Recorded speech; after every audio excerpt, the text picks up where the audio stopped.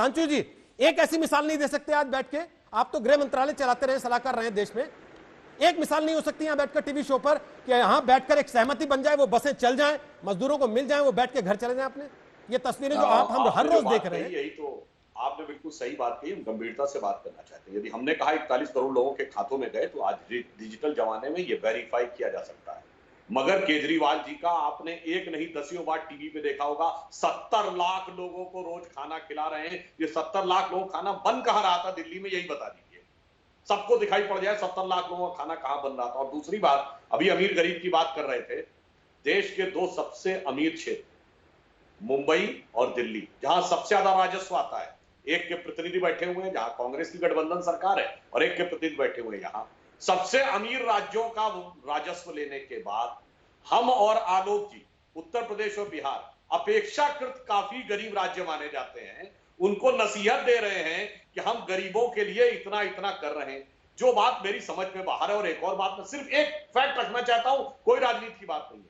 जब सरकार ने सबसे पहले बसों के द्वारा लाने की परमिशन दी थी, तब तक ट्रेन की परमिशन नहीं दी थी। 2 दिन बाद ट्रेन की परमिशन आई है। रोहित जी, सारे आपके दर्शकों से कहता हूं, यूट्यूब पे जाके उस डेट के टीवी चैनल निकाल के देख लीजिएगा। हमारे कांग्रेस के प्रतिनिधियों ने और अन्य पार्टियों के प्रतिनिधियों ने हाथ हिला हिला कहा था, बसों से इतने लोग कैसे जाएंगे, ट्रेन क्यों नहीं चला रहे हैं। आज जब ट्रेन चल गई तो बसों से चलाएंगे। जब कहा जाता है सरकारों की जिम्मेदारी है भेजना, ताकि सैनिटाइज करके सर्टिफाइड करके भेज सके। जो उत्तर प्रदेश सरकार की बात करी, सर्टिफिकेट का मतलब आपके लाइसेंस और उसका सर्टिफिकेट नहीं कह रहे हैं। इस राजस्थान सरकार सर्टिफाइड करके भेजेगी कि ये भाई प्रॉपर सैनिटाइज वे में ऑथोराइज लोग जा रहे हैं। सुधांशु जी, राजस्थान सरकार का लेटर नहीं है, और लेटर जो है कांग्रेस पार्टी का है।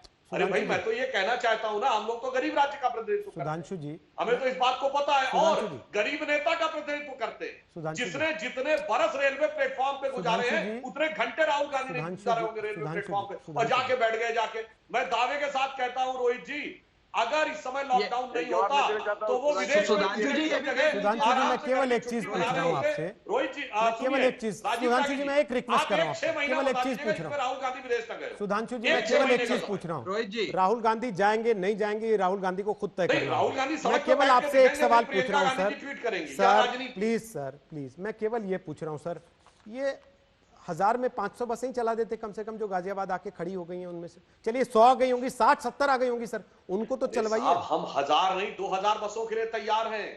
नियमानुसार राज्य सरकार को देना है, राज्य सरकार दे, हम फट से स्वीकार करने सर, सरकार आपकी है ना वहां पर, राज्य सरकार आपकी है, देने वाला राज्य और लेने वाला राज्य। मतलब अब आप ये कह रहे हैं कि जो चिट्ठी प्रियंका गांधी ने लिखी, नहीं चल सकती है सर, आप ये कह रहे हैं, सुधांशु, भेजने वाले राज्य की तरफ से भी पत्र चाहिए, सुधांशु जी, करने वाले राज्य की तरफ से, सुधांशु जी, आप अब ये कह रहे हैं, पत्र अभी तक राजीव, सुधांशु जी, आप अब ये कह रहे हैं कि जो चिट्ठी प्रियंका गांधी ने या उनकी टीम ने मिलकर यूपी सरकार को दी, जिस पर ये बस चलाने की बात आगे बढ़ी, वो चिट्ठी अशोक गहलोत को लिखनी थी। अवनीश अवस्थी जी, कम से कम, सर एक सेकेंड, सुधांशु जी, अवनीश अवस्थी जी कम से कम 2 या 3 चिट्ठी का जवाब दे चुके हैं प्रियंका गांधी वाड्रा को।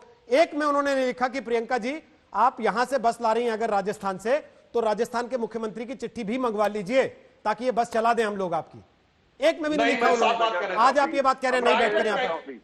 सुनिए रोहित जी, प्राइवेट व्हीकल की परमिशन पा सकता है, परंतु यदि राज्य सरकार ने लिखा होता बहुत सहजता से काम हो जाता। सर्टिफाइड करने की जरूरत ही नहीं थी, राज्य सरकार सत्यापित करके भेज रही है। ओके।